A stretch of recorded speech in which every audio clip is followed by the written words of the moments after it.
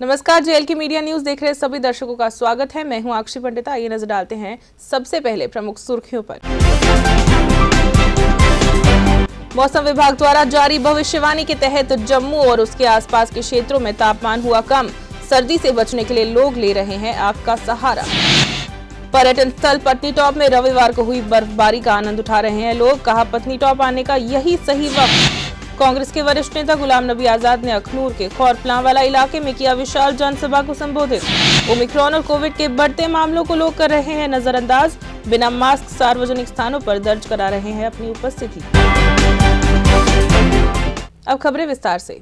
मौसम विभाग द्वारा दी गई भविष्यवाणी के अनुसार आज मौसम सर्द रहने के बारे में कहा गया है। मौसम विभाग की भविष्यवाणी के तहत आज सुबह से आसमान में बादल छाए हुए हैं और बारिश होने के आसार नजर आ रहे हैं। वहीं पहाड़ी इलाकों में बारिश के साथ साथ बर्फबारी होने के भी आसार हैं। रविवार होने के कारण हालांकि आज बाजारों में चहल पहल कम है और मौसम सर्द होने के कारण लोग घरों में दुबके हुए हैं। वहीं कुछ लोग जगह जगह सर्दी से बचने के लिए आग का सहारा लेते भी दिखाई दिए।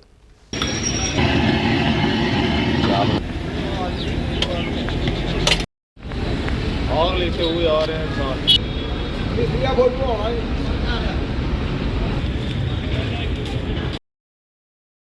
जम्मू के मशहूर पर्यटन स्थल पत्नी टॉप में आज रविवार को हल्की बर्फबारी हुई, जिसका वहां आए हुए पर्यटकों ने जमकर मजा लिया। पत्नी टॉप आए पर्यटकों का कहना था कि पत्नी टॉप में हुए स्नोफॉल का उन्हें काफी मजा आ रहा है और संबंधित विभाग द्वारा पर्यटकों के लिए वहां किए गए इंतजाम भी बहुत अच्छे हैं। लोगों ने कहा कि पत्नी टॉप आने का इससे बढ़िया वक्त और कोई नहीं हो सकता। अभी हम इस वक्त पटनी टॉप में हैं। काफ़ी अच्छा वेदर है, जैसे हम एक्सपेक्टेड था। क्रिसमस के दिन यहाँ एंजॉय करने आए थे, तो एक्सपेक्टेडली आज कल तो बर्फबारी हुई नहीं, लेकिन आज स्नोफॉल हो रहा है। काफ़ी अच्छा लग रहा है और काफ़ी अच्छी जेके टूरिज्म की तरफ से काफ़ी अच्छा अरेंजमेंट है। आप देख सकते हैं कितना अच्छा स्नोफॉल, हम सभी इंजॉय कर रहे हैं। पीछे देखें आप व्यू, सभी टूरिस्ट इंजॉय कर रहे हैं और काफ़ी मज़ा आ रहा है यहाँ पे और काफ़ी अच्छा जेके टूरिज्म का काफ़ी यहाँ पे सपोर्ट मिल रहा है। हम लोग जम्मू से आए हैं और बहुत ही सुंदर नज़ारा इस वक्त पत्नी टॉप में। कल हमें उम्मीद थी कि क्रिसमस के दिन यहाँ पर बर्फ़बारी होगी, लेकिन यहाँ पर बर्फ़बारी नहीं हुई और आज 26 को यहाँ पर आप देख सकते हैं हमारे पीछे ज़बरदस्त बर्फ़बारी हो रही है। बहुत ही सुंदर नज़ारा, बहुत ही मज़ा आ रहा है। तमाम सारे दर्शक जो भी हमें इस वक्त देख रहे हैं या जो भी टूरिस्ट विज़िट करना चाहते हैं, तो हम उनको कहना चाहते हैं कि बिल्कुल सही समय है जम्मू के पत्नी टॉप और नत्था टॉप में विज़िट करने का।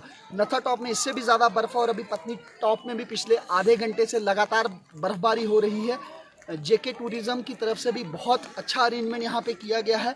कोरोना को ध्यान में रखते हुए, सभी गाइडलाइंस को ध्यान में रखते हुए टूरिस्ट पूरा आनंद यहाँ पर ले रहे हैं। जम्मू कश्मीर के पूर्व मुख्यमंत्री और कांग्रेस के वरिष्ठ नेता गुलाम नबी आजाद ने आज अखनूर के खौरपलांवाला इलाके में कांग्रेस की विशाल जनसभा को संबोधित किया, जिसमें उन्होंने लोगों को संबोधित करते हुए जम्मू कश्मीर के मौजूदा हालात को लेकर बात की। गुलाम नबी आजाद ने जनसभा के दौरान लगातार बढ़ रही महंगाई, बेरोजगारी और 370 टूटने के बाद पैदा हुए हालात को लेकर चर्चा की। उन्होंने इस मौके पर जम्मू कश्मीर का राज्य दर्जा फिर से बहाल किए जाने की बात भी की। इस मौके पर जम्मू कश्मीर के पूर्व उप मुख्यमंत्री ताराचंद के साथ साथ पार्टी के अन्य नेता भी मौजूद थे। आज मैं आपसे यही गुजारिश करना चाहता हूं कि बहुत कोशिश की जाए। इलेक्शन जब भी आते हैं तो ये इंसानों के बीच में दूरियां पैदा करता। हालांकि राजनीति और सियासत लोगों को नज़दीक आने के लिए होनी चाहिए थी। हमारी पार्टी हमेशा लोगों को नज़दीक आने की बात करती है, जमहूरियत की बात करती है, सेकुलरिज्म की बात करती है, लेकिन बहुत सारी सियासी पार्टियां चाहे नेशनल हो या रीजनल हो, वो लोगों को इलाके पे बांटने की कोशिश करती हैं, वोट हासिल करने के लिए मजहब की बुनियाद पे बांटने की कोशिश करती हैं, ज़ात पात की बुनियाद पे बांटने की कोशिश करती है। हम जम्मू कश्मीर में इस तरह की जो चीज़ें हैं इनमें और कमज़ोर हो जाएंगे। हम 31 साल से पाकिस्तान की तरफ से जो स्पॉन्सर किया हुआ टेररिज्म है, उस टेररिज्म का मुकाबला कर रहे हैं। हमारी फौज कर रही, हमारी सिक्योरिटी फोर्सेस कर रहे हैं, और आप जो शहरों में और बॉर्डर पे रह रहे हैं, आप हम सब पाकिस्तान के उस फौज का भी और उनके जो यहाँ मिलिटेंट आते हैं उनका भी मुकाबला करते हैं। और हम कभी अफोर्ड नहीं कर सकते कि आपस के झगड़े, चाहे वो इलाके के नाम पे हों या ज़ात पात के नाम पे हों या धर्म के नाम पे हों। हमें अगर आगे बढ़ना है तो हमें एक होकर आगे बढ़ना होगा। हम किसी भी चालबाजी और जालसाजी में न फंसें। जो हमको बांटने के लिए कोशिश की जाती। ये एक जैसे शैतान काम करता है वैसे ही ये राजनीति भी शैतानी से कम नहीं है। राजनीति में हमें एक दूसरे को इकट्ठे लाना है। हमारे बीच की जो दीवारें हैं, जो आर्जी दीवारें हैं, जो रेत की बनी हुई दीवारें हैं, उन दीवारों को गिरा देना है और हम एक हो जाएं, इकट्ठे हो जाएं अपने मुल्क के इतिहाद के लिए, अपने मुल्क की तामीर के लिए, अपने मुल्क की तरक्की के लिए। कोविड-19 को लेकर लोग लापरवाह दिखाई दे रहे थे, वहीं अब ओमिक्रॉन वायरस आने के बाद भी लोग मास्क का उपयोग करना गवारा नहीं समझ रहे। बात बस स्टैंड इलाके की करें तो वहां बिना मास्क पहने लोग आते जाते दिखाई दे रहे हैं। वहीं प्रशासन द्वारा इस दिशा में कोई उचित कदम भी नहीं उठाए गए हैं।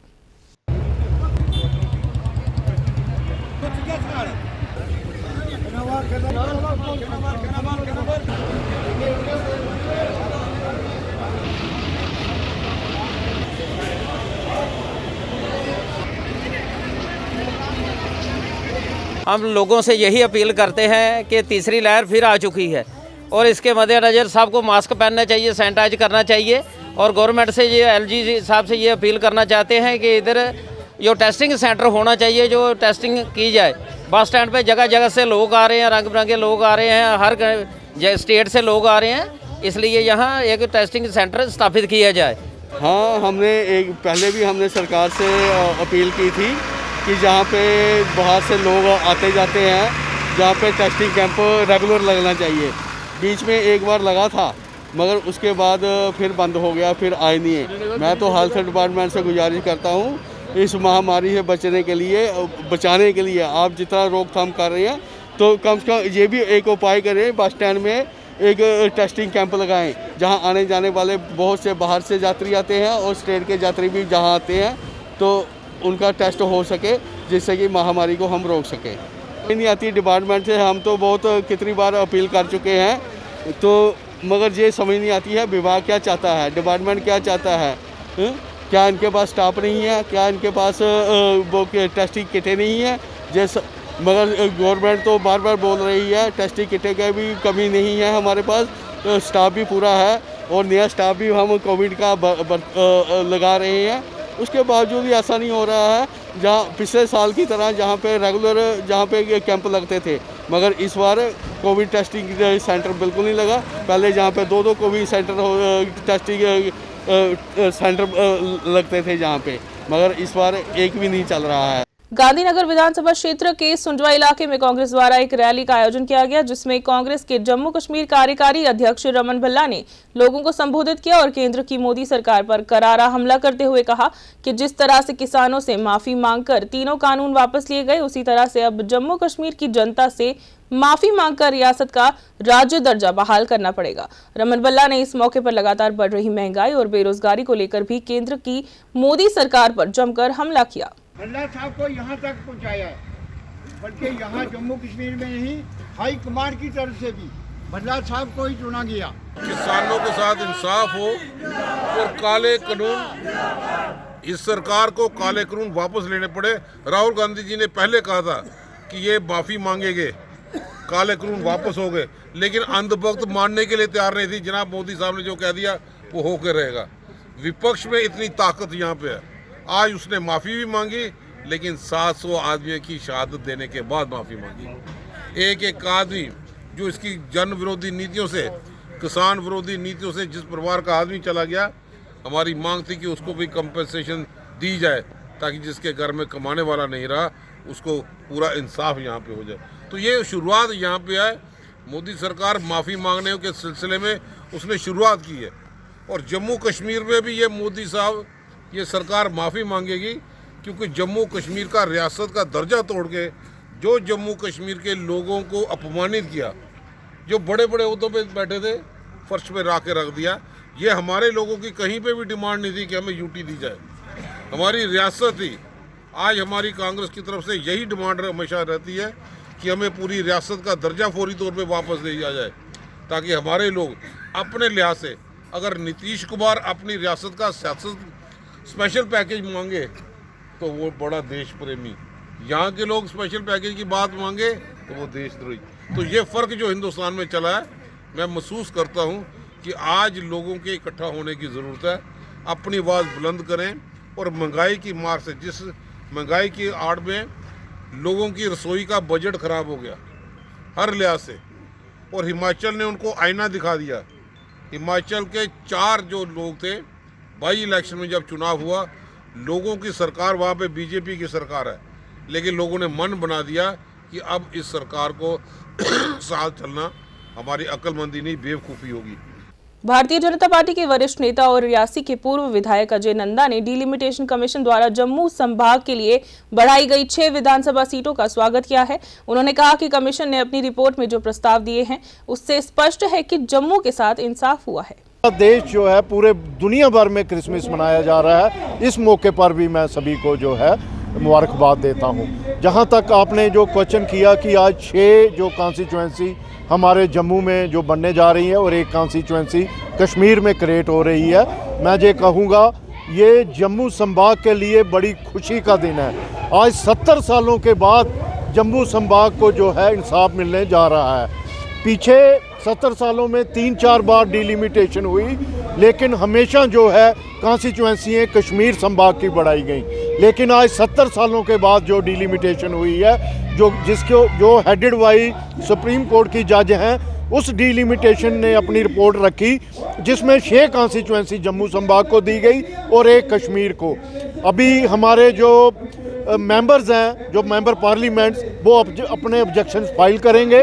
उसके बाद जो है डिलिमिटेशन क्लियर करेगा कि किस किस जगह पे कॉन्स्टिट्यूंसी जो है वो नई क्रिएट की गई। लेकिन जो डिस्ट्रिक्ट्स जहाँ पे कॉन्स्टिट्यूंसियाँ बननी है वो उन्होंने जो है वो नॉमिनेट कर लिए हैं। देखिए, इंसाफ का ये मतलब है कि 7 सीटें टोटल जो है इस डिलिमिटेशन कमीशन को जो मैंडेट मिला था वो 7 सीटें बढ़ाने का था, और इसके अलावा जो ओवरलैपिंग हुई है डिस्ट्रिक्ट्स में उसको ठीक करने का था।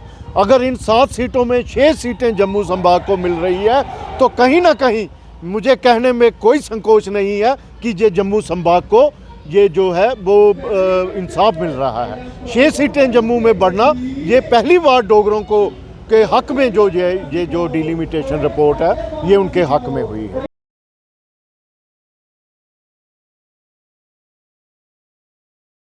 वार्ड नंबर 9 में आज जम्मू म्युनिसिपल कॉर्पोरेशन के मेयर चंद्रमोहन गुप्ता ने नालियों को कवर करने की काम की शुरुआत करवाई। इस मौके पर भारतीय जनता पार्टी के वरिष्ठ नेता रमेश अरोड़ा और वार्ड के पार्षद सुमित रैना भी मौजूद थे। चंद्रमोहन गुप्ता ने इस मौके पर कहा कि वार्ड नंबर 9 में कई विकास के काम हुए हैं और ये उसकी एक कड़ी है। सर तुसी पकड़ो ना, किथे आइए। भारत माता की जय, बीजेपी जिंदाबाद जिंदाबाद जिंदाबाद। दिखाई दे रहा है आज वार्ड नंबर 9 में यहाँ ये काम शुरू किया गया है, जहाँ के हमारे स्थानीय पार्षद सुनीत रैना जी और हमारे सीनियर जो लीडर है हमारे जम्मू कश्मीर के पूर्व MLC रमेश अरोड़ा जी, हमारे चाणक साहब और हमारे विशेषकर जो बूथ प्रेसिडेंट हैं जिनके सहारे हमारी पार्टी चलती है, जो पार्टी को आगे लेके जाते हैं, वो तीनों यहाँ राजकुमार जी और ये श्रेष्ठ कार्यकर्ता यहाँ सारे आए हुए हैं। मैं आज सुनीत रैना जी को बहुत बधाई देता हूँ कि बड़े हमारे एक्टिव पार्षद हैं, ऑलराउंडर हैं। चाहे वो हाउस में कोई काम हो, चाहे बाहर हो, चाहे कोई समाज का काम हो, बिल्कुल देश के लिए, समाज के लिए, लोगों के लिए तत्पर रहते हैं। और यही आशा करता हुआ कि आगे भी इस काम को और तेजी के साथ ये करेंगे, डेवलपमेंट के काम को, ताकि शहर वासियों को हम एक अच्छी सुविधा दे सके। सुमित रैना जी ने इनिशिएटिव लेकर ये 25 लाख का ड्रेन कवरेज का जो प्रोजेक्ट शुरू किया है। नेशनल कॉन्फ्रेंस के वरिष्ठ नेता सुरजीत सिंह सासन की अगुवाई में आज आरएसपुरा के सिंबल इलाके में सतवारी सुचेतगढ़ सड़क मार्ग के विस्तारीकरण के मुद्दे और नाले की समस्या को लेकर प्रदर्शन किया गया। सुरजीत सिंह सासन ने इस मौके पर कहा कि अगर सरकार सड़क पर बुलडोजर चलाने का काम करती है तो इसका खामियाजा दुकानदारों को भुगतना पड़ेगा। उन्होंने उपराज्यपाल से अपील की कि सड़क की दशा जैसी है वैसी रहने दे। हमारा ये मकसद था जो इधर हमने आज स्ट्राइक किया है। ये गवर्नमेंट ने हमारे लिए बहुत धक्का कर रही है। ये 45 से कभी 60 कभी 70 फुट कर रही है। ये बहुत गरीब लोग, हम लोग यहाँ रहते हैं, अपने बच्चों का दुकानों पर गुजारा करते हैं।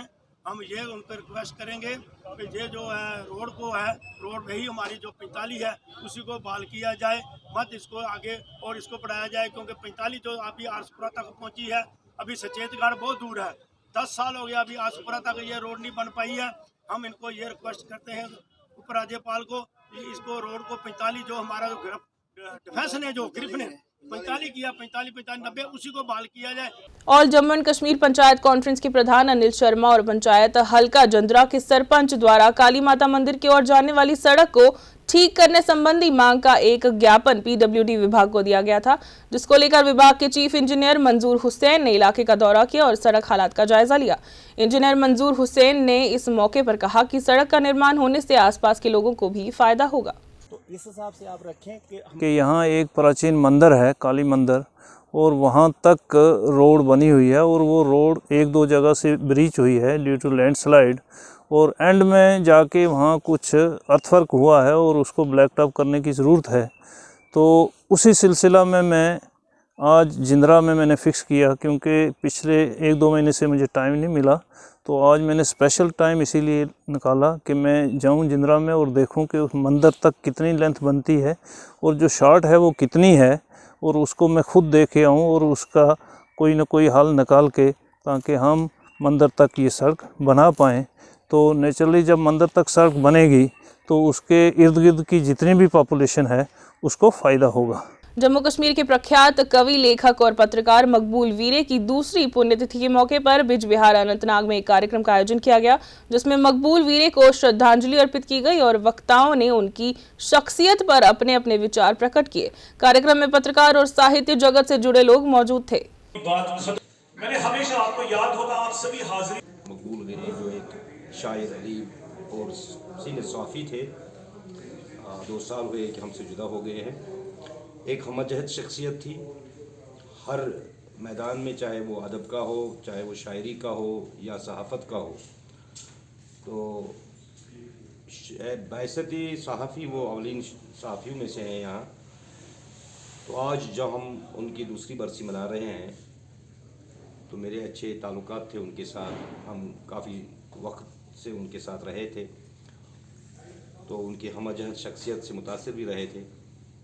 आज अनंतनाग वर्किंग जर्नलिस्ट एसोसिएशन की तरफ से मैं उनकी दूसरी बरसी पर उनको खराज अक़ीदत पेश कर रहा हूँ। वो सिर्फ एक सहाफ़ी नहीं थे, एक शायर, एक अदीब और एक आला दर्जे के इंसान थे, और सबसे बढ़कर वो एक इंसान दोस्त थे और हर एक इंसान की मदद करते थे। और उनकी शायरी काफ़ी मयार की शायरी रही। मेरा उनके साथ बहुत करीब का रिश्ता रहा। मैं जब इस जर्नलिज्म के फील्ड में आया तो जो पहला नाम मैंने यहाँ अनंतनाग में या साउथ कश्मीर से या उन कश्मीर से सुना था, वो उनमें से एक मकबूल वीरे था। शहरबिन की अगर हम बात करें, उनका एक अखबार भी निकलता था एक ज़माने में, कश्मीरियत, अगर मैं गलत नहीं हूँ। तो एक नाम था पूरे साउथ कश्मीर में कि यहाँ कश्मीर में क्या पूरी दुनिया में एक रिवायत रही है, जो भी हमारे बुजुर्ग अदबा है, शोरा है, जर्नलिस्ट हैं, उनके दिन मनाए जाते हैं। लेकिन इस हवाले से यहाँ कुछ थोड़ा सा उल्टा है। वो ऐसा है कि जो मकबूल वीरे थे वो पर्सनली हमारे दोस्त रहे हैं, हमारे उस्ताद रहे, हमारे उस्ताद मोहतरम रहे हैं। मकबूल वीरे की आज से 2 साल पहले 2019 में उनका इंतकाल हुआ है और पिछले साल भी हमने उनका दिन मनाया है। और आज भी हम यहाँ उसके दोस्त, यार दोस्त सारे, उसमें अदीब हैं, शारा हैं, जर्नलिस्ट फ्रेटर्निटी है, सारी बरादरी है, तो यहाँ आए हुए हैं, तो हम उनको याद कर रहे हैं। मैं समझता हूँ कि मकबूल वीरे का काफ़ी कंट्रीब्यूशन रहा है, चाहे अदब के हवाले से बेस्ट अदीब वो थे, तो उनका एक बड़ा सर्कल रहा है, काफ़ी अदबा के साथ उनके ताल्लुकात रहे हैं और उनके अंडर जितने भी दोस्त रहे उनमें काफ़ी एडिटर्स हो गए हैं, काफ़ी मैगजीन्स के, अखबारात के। उसके साथ ही जो उसके सहाफ़ी बरादरी रही है तो उसमें भी उसका बड़ा कंट्रीब्यूशन रहा है। Senior citizen cell Trikuta Nagar द्वारा सुशासन दिवस के उपलक्ष्य में एक कार्यक्रम का आयोजन किया गया, जिसमें पूर्व प्रधानमंत्री स्वर्गीय अटल बिहारी वाजपेयी को उनकी जयंती को लेकर श्रद्धांजलि अर्पित की गई। इस मौके पर भारतीय जनता पार्टी के जम्मू कश्मीर उपाध्यक्ष युद्धवीर सेट्टी मुख्य अतिथि के तौर पर मौजूद थे। जैसे जैसे संख्या बढ़ती गई, ये कोरोना काल से भारतीय जनता पार्टी जेएमके और उसके साथ मेरे प्रधान जो बड़े जो लोकतांत्रिक ढंग से, जो आर्थिक रूप से, उसको भी उस देश का अंदर रहकर हर एक सुविधा मिले, इन्होंने जो सबसे पहले जो कार्य किया था हमारे अंदर, हमारे देश के अंदर एक सर्व शिक्षा अभियान शुरुआत करके हर व्यक्ति को शिक्षा किस प्रकार से, हर बच्चे को, लड़की को, लड़के को शिक्षा मिले हर गांव के अंदर। एक इनका अपना एक व्यू रचना थी, एक अपनी सोच थी कि शिक्षा अगर मिलेगी, अगर किसी देश के जो आबादी है वो सारी शिक्षित हो जाएगी, तो आने वाले समय में हमारी देश समृद्धि और वृद्धि करके आगे बढ़ सकता है। श्री अमरनाथ जी वेलफेयर सोसाइटी जम्मू द्वारा एक प्रेस कॉन्फ्रेंस को संबोधित किया गया, जिसमें संगठन के पदाधिकारियों ने सरकार से मांग की है कि वे जल्द से जल्द पाक अधिकृत कश्मीर पर आक्रमण करें और उससे पाकिस्तान की सेना से खाली करवाएं। पत्रकारों से बात करते हुए संगठन के पदाधिकारियों ने कहा कि सरकार इसके पश्चात जम्मू कश्मीर और पाक अधिकृत कश्मीर में एक साथ चुनाव करवाएं। एक बार फिर नजर डालते हैं सुर्खियों पर। मौसम विभाग द्वारा जारी भविष्यवाणी के तहत जम्मू और उसके आसपास के क्षेत्रों में तापमान हुआ कम। सर्दी से बचने के लिए लोग ले रहे हैं आग का सहारा। पर्यटन स्थल पत्नीटॉप में रविवार को हुई बर्फबारी का आनंद उठा रहे हैं लोग। कहा पत्नीटॉप आने का यही सही वक्त। कांग्रेस के वरिष्ठ नेता गुलाम नबी आजाद ने अखनूर के खौरपलांवाला इलाके में किया विशाल जनसभा को संबोधित। ओमिक्रॉन और कोविड के बढ़ते मामलों को लोग कर रहे हैं नजरअंदाज। बिना मास्क सार्वजनिक स्थानों पर दर्ज करा रहे हैं अपनी उपस्थिति। अभी की खबरों में बस इतना ही। मुझे और मेरी पूरी टीम को दीजिए इजाजत। नमस्कार। For more updates, do subscribe our YouTube channel and don't forget to hit the bell notification icon. And if you are watching this video on Facebook, do follow our Facebook page.